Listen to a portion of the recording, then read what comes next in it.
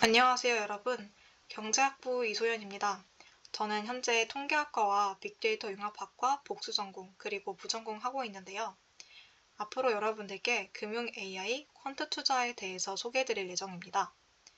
저희 컨텐츠명은 투자의 미래, AI와 퀀트, 경제의 조화라고 조금 거창하게 지어보았는데, 이번 시간은 처음인 만큼 퀀트 투자가 무엇인지 그 개요에 대해서 살펴보도록 하겠습니다.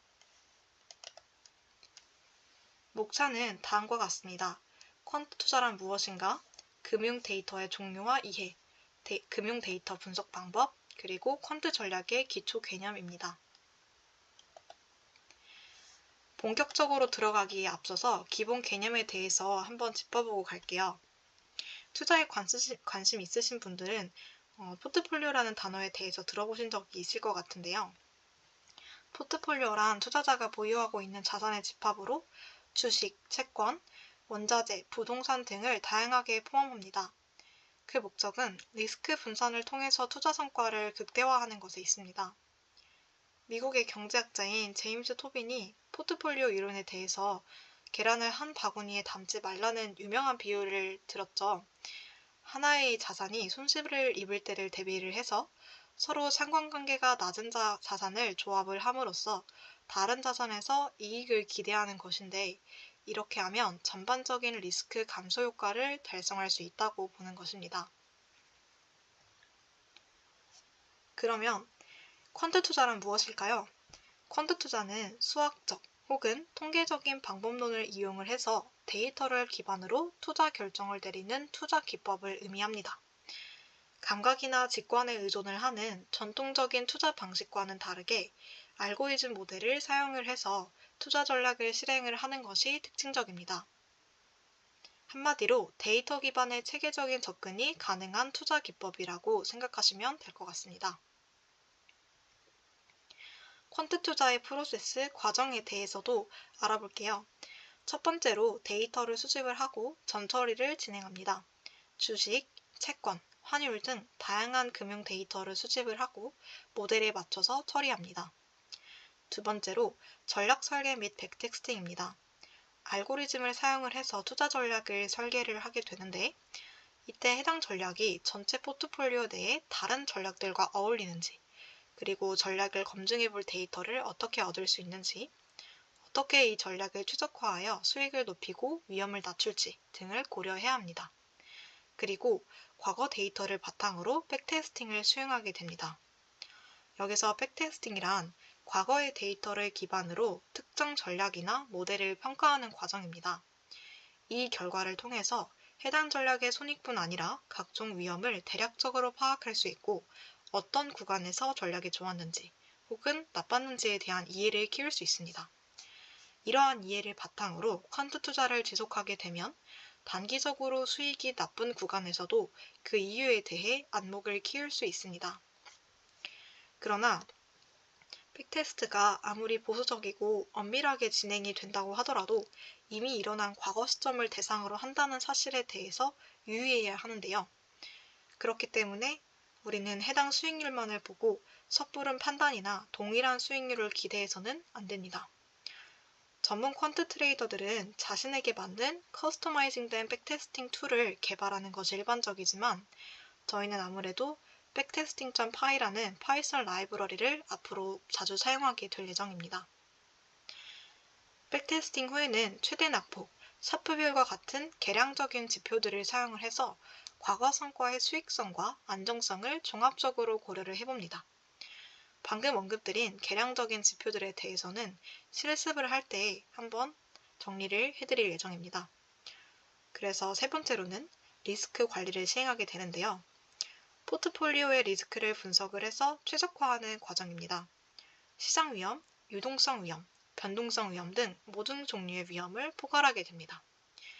마지막으로 실행 및 모니터링인데, 설계한 전략을 실제로 적용을 하고 시장 변동에 따라서 조정하는 과정을 거치게 됩니다.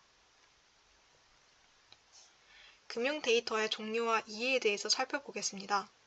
크게 가격 데이터, 경제 지표, 비정형 데이터, 파생 데이터 이렇게 네 가지 구분으로 나누어 보았습니다. 가격 데이터는 금융자산인 주식, 채권, 원자재, 외환 등의 가격 변동을 나타냅니다. 시가는 특정 거래일의 첫 거래 가격, 종가는 특정 거래일의 마지막 거래 가격, 고가는 특정 거래일의 최고 가격, 저가는 마찬가지로 특정 거래일의 최저 가격입니다. 거래량은 거래된 주식이나 금융자산의 수량으로 시장의 유동성이나 투자자의 관심을 나타내는 지표입니다. 수장 종가는 배당금, 주식 분할 등이 반영된 가격이라고 생각해 주시면 됩니다. 다음으로 경제지표입니다. 거시경제 상황을 반영하는 데이터로 금융자산 가격 형성에 있어서 큰 영향을 미치는 요인들인데요. 기준금리는 중앙은행에서 설정하는 금리로 경제 전반에 큰 영향을 줍니다.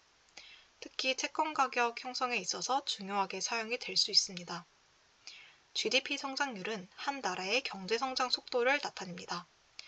실업률은 고용 상태를 나타내는 지표로 경제활동 수준 파악에 사용이 됩니다. 물가 상승률은 인플레이션율과 동의어로 사용이 되며 물가가 오르는 속도를 나타내고 특히 금리 및 자산 가격 형성에 중요한 영향을 줄 수 있습니다.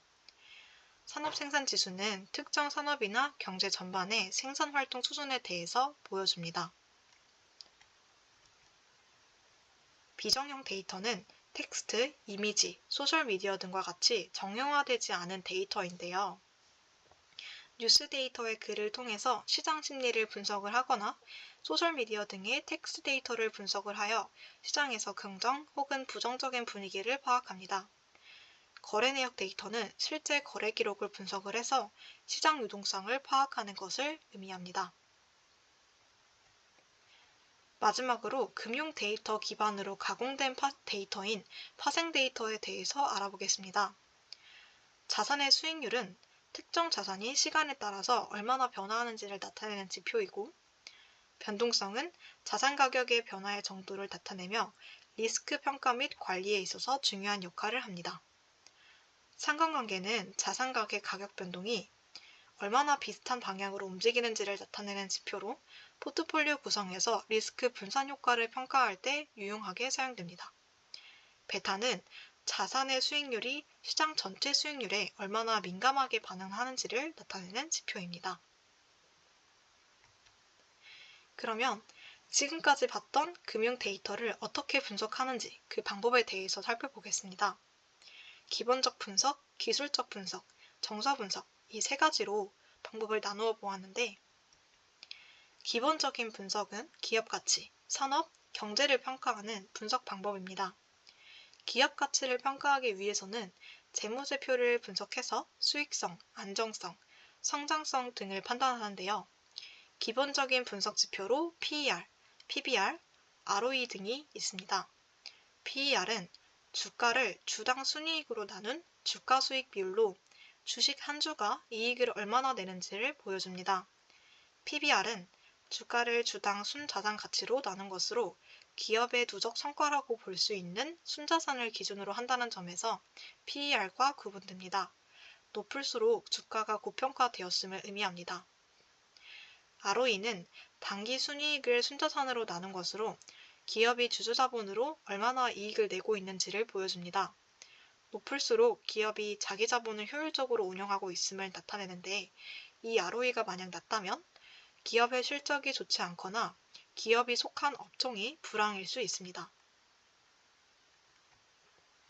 다음으로 기술적인 분석입니다. 차트 분석이라고도 하는데, 과거의 경험으로 미래를 예측하고자 하는 것이 목적입니다.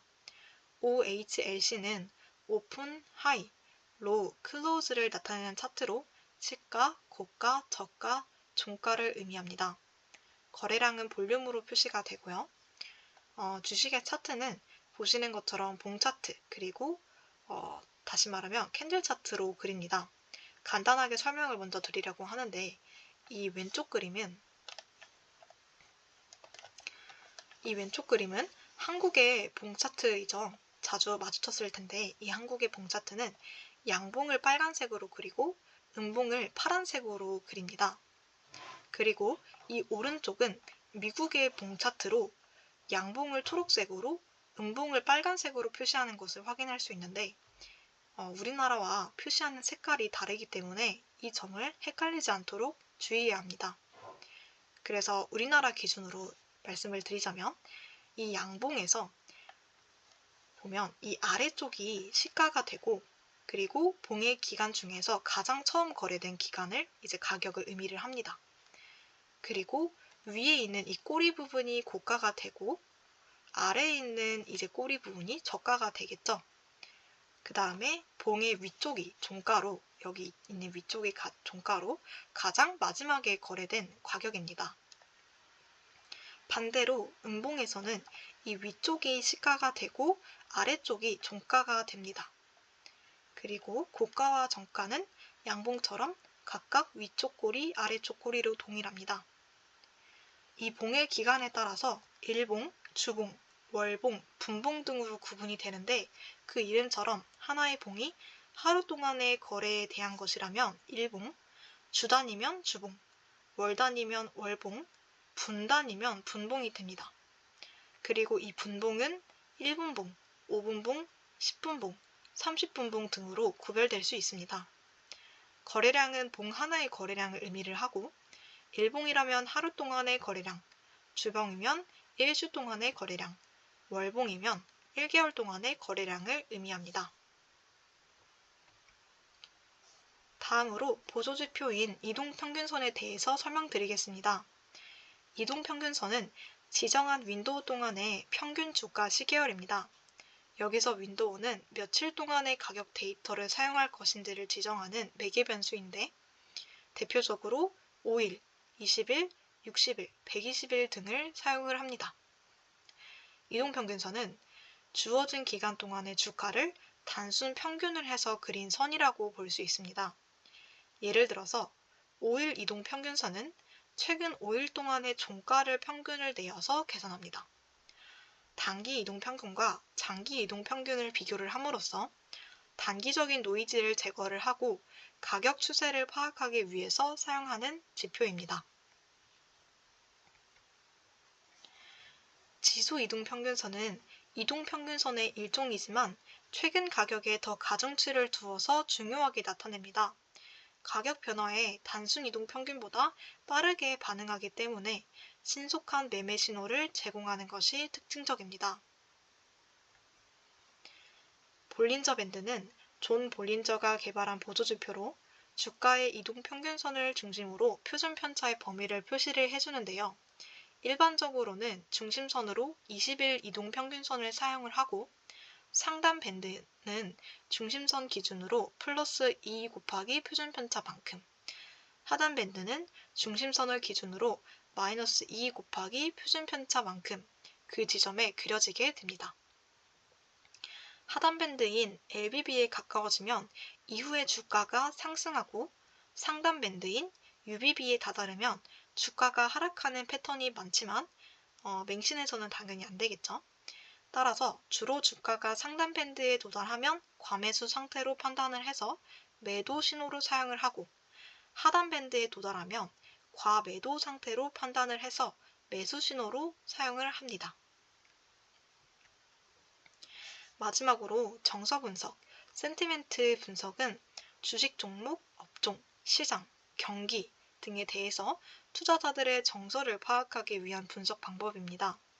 뉴스 데이터 분석, 소셜미디어 분석 등 많은 방법이 있는데 구글 검색 트렌드를 이용하는 방식에 대해서 소개하도록 하겠습니다. 그림에서 볼 수 있듯이 구글 검색 트렌드 화면에서 검색어를 입력하면 이 검색어에 대한 관심도 시계열을 볼 수 있는데요. 이를 활용을 해서 실제 코스피 시계열과 함께 그려보는 등의 방법을 사용을 하면 투자자들의 관심도와 그 해당하는 주가에 대한 이제 참고사항을 얻을 수 있도록 활용하는 방법 중에 하나입니다.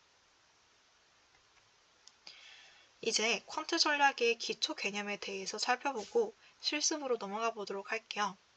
기술적 분석에 기반을 해서 시장의 가격 변동을 파악하게 되고 투자를 결정하는 데 대표적으로 이동평균 전략, 모멘텀 전략, 추세 추종 전략 이 세 가지를 설명을 드리도록 하겠습니다. 이동평균 전략은 주어진 기간 동안 자산의 평균 가격을 계산을 해서 가격의 추세를 파악한 지표를 활용하는 전략인데, 앞에서 본 것처럼 단기, 장기 이동평균과 지수 이동평균 등을 사용을 합니다. 단기 이동평균선이 장기 이동평균선을 상향 돌파를 할 때 매수 신호로 간주하는 것을 골든 크로스 전략, 단기 이동평균선이 장기 이동평균선을 하향 돌파할 때 매도 신호로 간주를 하는 데드 크로스 전략을 구현할 수 있습니다. 아까 앞에서 보았던 그림을 토대로 설명을 그리자면, 현재 5일 이동평균선이 노란색으로 그려지고 있고, 그리고 60일 이동평균선이 붉은색으로 그려지고 있는데, 여기서 분홍색 표시에서 골든 크로스가 발생하고 있고, 그리고 다홍색 부분에서 데드 크로스 전략을 시도해 볼 수 있음을 확인할 수 있습니다. 다음으로 모멘텀 전략입니다. 모멘텀 전략은 현재의 추세가 지속될 것이라는 가정하에 투자하는 전략입니다. RSI라는 Relative Strength Index를 사용을 하게 되는데, 이는 모멘텀을 측정하는 지표 중의 하나로 자산의 과매수 또는 과매도 상태를 파악을 해서 과매수 상태일 때 매도 신호로, 그리고 과매수 상태일 때는 매수 신호로 사용합니다. 이 RSI에 대해서는 마찬가지로 실습을 진행을 할 때 다시 한번 언급이 되기 때문에 그때 조금 더 구체적으로 다뤄보도록 할게요. 절대 모멘텀 전략은 하나의 자산의 과거 성과를 바탕으로 상승세일 때 매수하고 하락세일 때 매도하는 방식입니다. 마지막으로 추세 추종 전략은 자산 가격이 상승 추세에 있을 때 매수하고 하락 추세에 있을 때 매도하는 전략으로 추세의 방향성 파악을 하기 위해서 이동평균, 모멘텀 등 다양한 지표를 사용합니다. 장기적인 추세를 파악을 해서 시장의 큰 방향성에 베팅하는 전략으로 단기 변동성보다는 큰 흐름에 중점을 둔다는 특징이 있습니다. 네, 저희 첫 차시의 이론에 대한 소개는 여기서 마무리하도록 하겠습니다. 실습으로는 핀터스텔라라는 라이브러리를 사용을 해서 퀀트에 대해 알아보도록 할 건데요. 저희 실습은 다음 영상에서 진행하도록 해볼게요.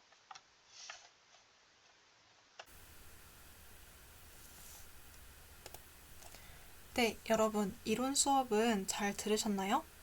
이제 실습을 진행해 볼 차례인데요. 앞으로 저희 실습은 구글 콜앱에서 진행을 할 예정입니다. 구글 계정만 있으면 누구나 자유롭게 사용을 할 수 있어서 여기서 진행을 하기로 결정을 지었고, 오늘 실습의 목표는 퀀트에 대해서 전반적인 이해를 도모하는 것이기 때문에 간단하게 전반적인 과정이 어떻게 되는지에 대해서 점검할 수 있는 실습을 진행해 보도록 하겠습니다.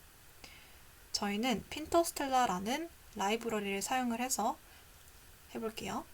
그러면 먼저 이 퀀트 머신의 기본 골격인 핀터스텔라 설치부터 해봅시다.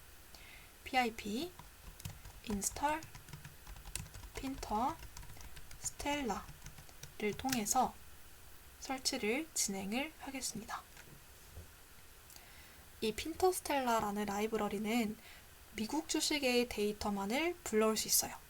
그래서 앞으로 한국 주식의 데이터가 필요하게 된다면 우리는 또 다른 파이썬 라이브러리를 사용하게 될 거고, 그리고 미국 주식 데이터가 만약에 주를 이룬다 하면 또다시 이 핀터스텔라 라이브러리를 활용을 하게 될 수 있을 것 같습니다. 그러면 일단 설치가 완료가 되었으니까 이 설치된 핀터스텔라를 fs로 임포트를 진행을 해볼게요. 임포트 핀터스텔라 as fs.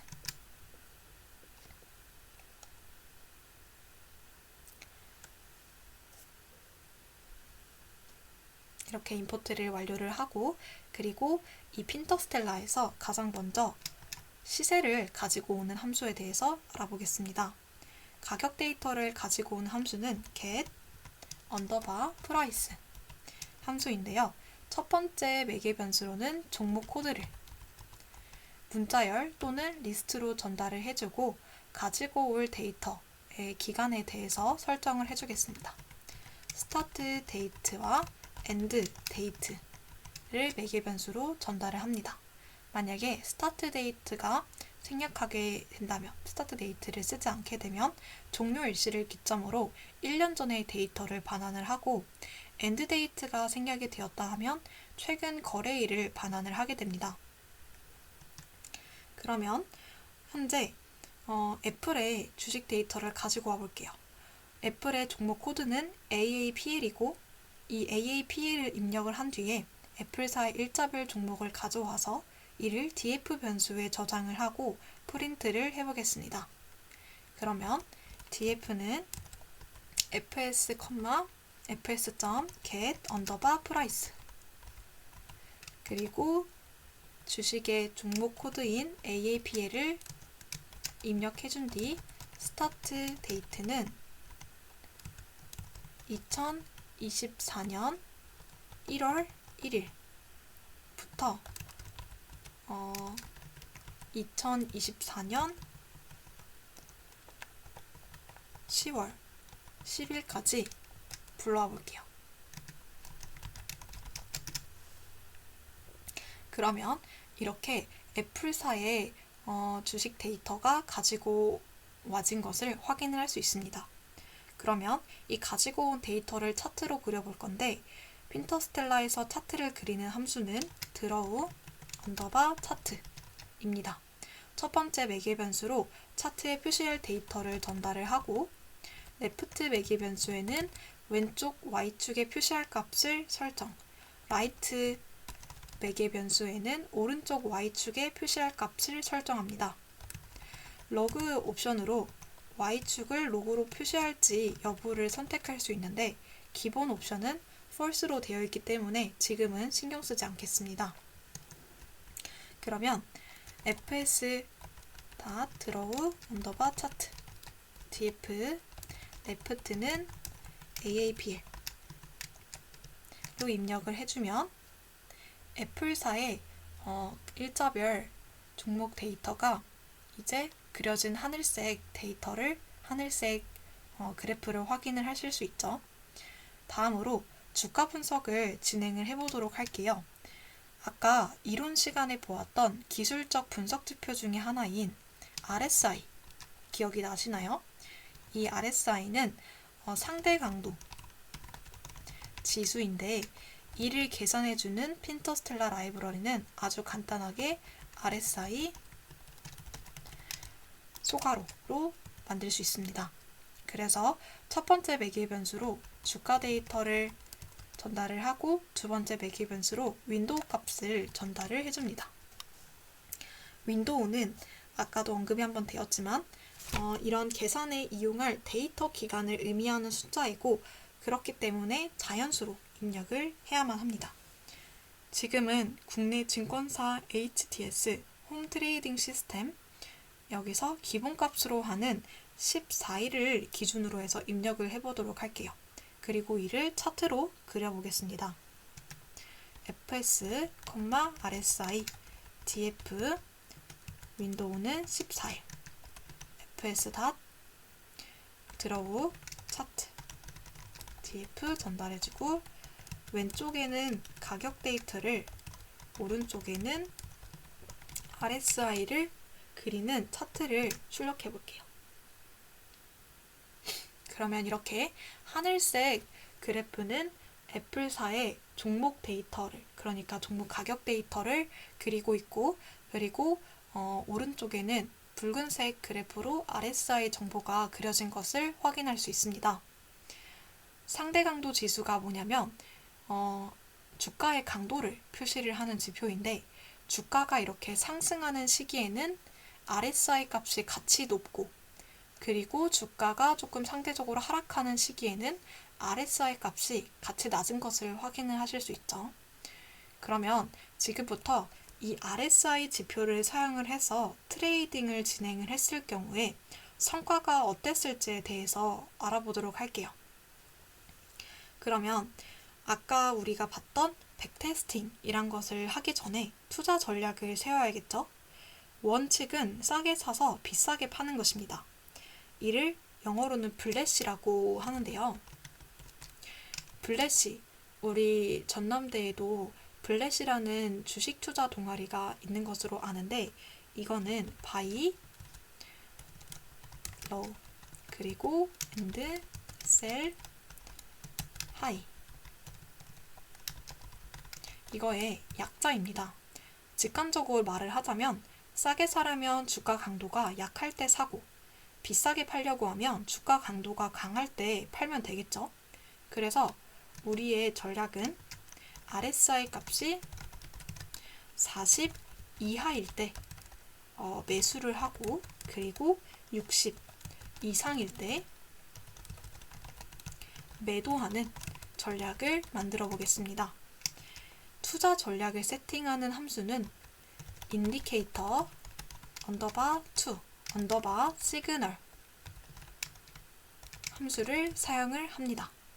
첫 번째 매개 변수에 주가 데이터 입력하고 두 번째 매개 변수에는 투자 판단을 위한 지표인 팩터를 설정을 합니다. 지금 여기 팩터에는 RSI를 전달을 하도록 할게요. buy는 매수 기준값, sell은 매도 기준값입니다. 이렇게 주가 데이터와 투자 지표, 매수 기준값, 매도 기준값을 입력을 하면 이에 따른 트레이딩 시그널을 생성하는 함수입니다. 그러면 fs indicator to signal df, 팩터는 RSI, buy는 40, sell은 60 이렇게 전달을 하고 돌려볼게요. 그러면 일자별로 트레이딩 시그널을 출력하는 것을 볼 수 있습니다. 퀀트머신의 트레이딩 시그널은 세 가지로 나뉘는데 바이, 제로, 셀 이렇게 세 가지입니다. 바이는 매수 상태, 제로는 매수도 공매도도 아닌 무 포지션 상태, 셀은 공매도 상태입니다. 그러면 산출된 트레이딩 시그널대로 주식을 운용하게 되면 매일매일의 주식 보유 현황은 어떻게 되는지 한번 산출을 해보도록 할게요. 이때 사용하는 함수는 포지션 함수를 사용을 합니다. 그리고 이 포지션 함수를 사용한 다음에 RSI, 아까 상대 강도 지수와 함께 한번 차트로 그려볼게요. 그러면 FS 포지션 그리고 FS 드로우 차트 DF 왼쪽에는 상대 강도 지수를 표시 그리고 오른쪽에는 포지션 차트를 출력해 보도록 하겠습니다. 그러면 RSI가 낮아져서 매수 포지션으로 전환이 될 때는 빨간색 그래프가 위로 올라가고 RSI가 높아져서 매도 포지션으로 전환할 때는 빨간색 그래프가 아래로 내려가는 것을 확인을 할 수가 있겠죠. 이를 바탕으로 해서 우리 수익률 계산도 한번 진행해 볼게요. 핀터스텔라에서 수익률 계산 시에 사용하는 함수는 evaluate 함수를 사용을 합니다. 첫 번째 매개 변수에 포지션 데이터를 전달을 하고 두 번째 매개 변수에는 매매 비용을 소수로 입력을 합니다. 만약에 비용이 1%라고 하면 0.01을 전달을 하면 되겠죠. 해당 함수는 포지션 데이터를 입력을 했을 때의 수익률을 산출을 합니다. 그리고 우리는 마찬가지로 포지션 변동에 따른 수익률 변동을 차트로 그려볼게요. fs, fs.evaluate 포지션 데이터 전달하고 cost는 여기서 0.01로 전달하겠습니다. fs.draw 언더바 차트 df left는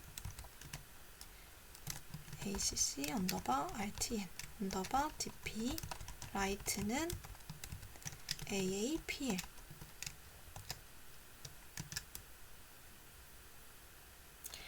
여기서 ACC_RTN_DP는 일별로 누적된 퍼센트 수익률을 차트로 표현하는 데 사용된 누적 수익률이라고 생각하시면 됩니다. 그리고 빨간색은 이제 오른쪽에 표시한 빨간색은 주가 데이터인 것을 확인하실 수 있겠죠. 그러면 이렇게 수익률 분석까지 진행을 해봤는데 투자 성과 분석을 한번 진행해 보도록 하겠습니다. 틴터스텔라에서 사용하는 투자 성과 분석 함수는 퍼포먼스 함수를 사용을 합니다. 그래서 포지션 데이터와 그 다음에 샤프 비율을 계산하기 위한 무위험 이자율 레이트, RF 레이트 이것을 전달하게 되면 성과 평가 결과를 반환을 하게 되는데 한번 무위험 이자율을 1%로 입력을 해볼게요.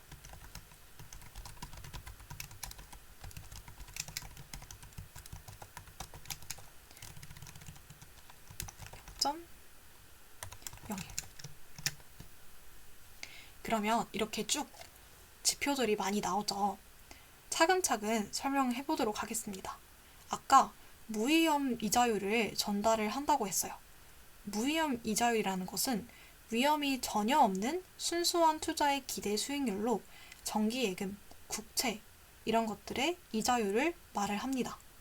그러면 이거는 샤프 비율을 계산을 하기 위해서 입력을 해준다고 하였어요. 그러면 샤프 비율은 뭘까요?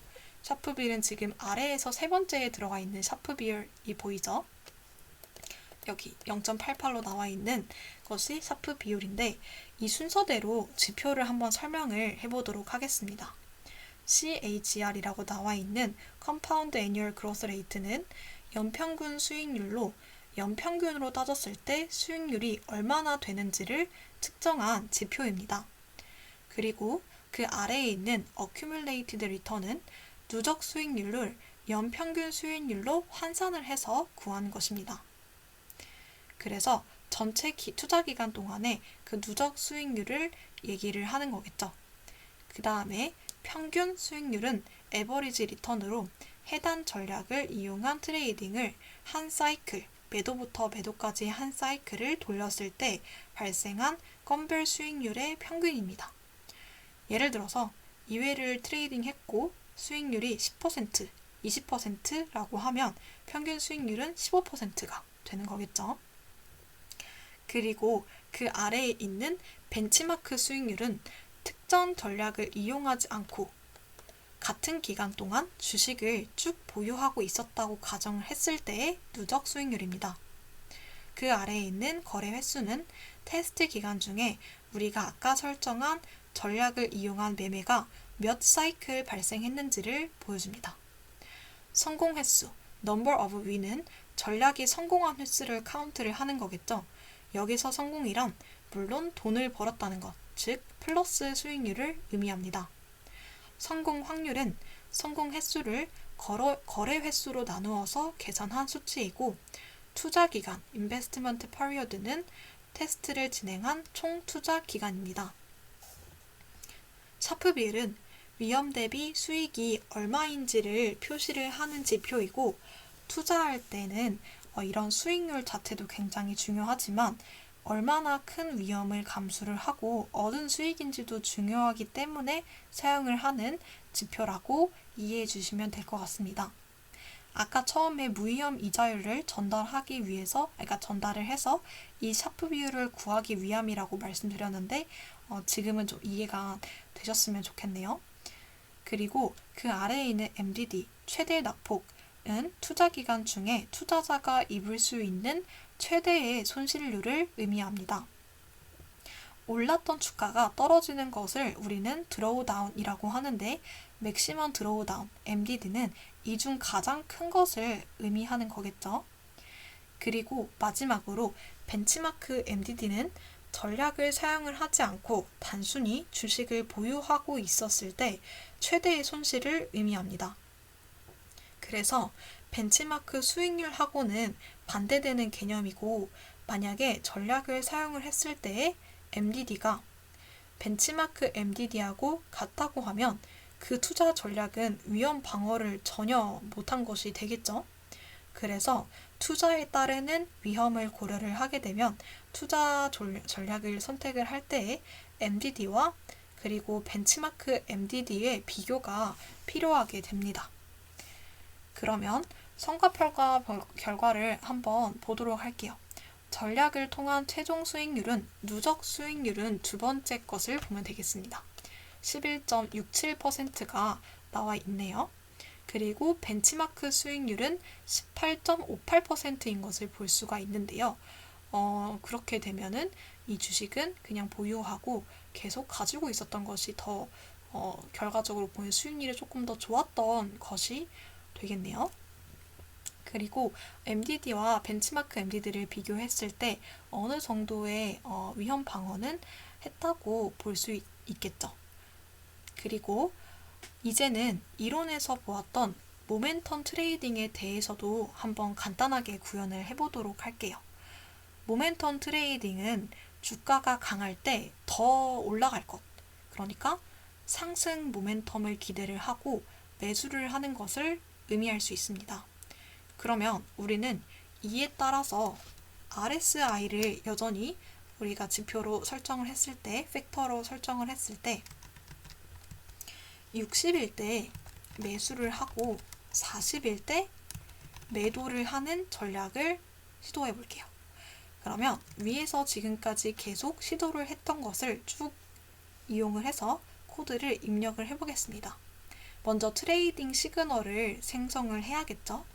fs 인디케이터 언더바 2 언더바 시그널 df 팩터는 RSI 바이는 60 셀은 40에 하겠습니다.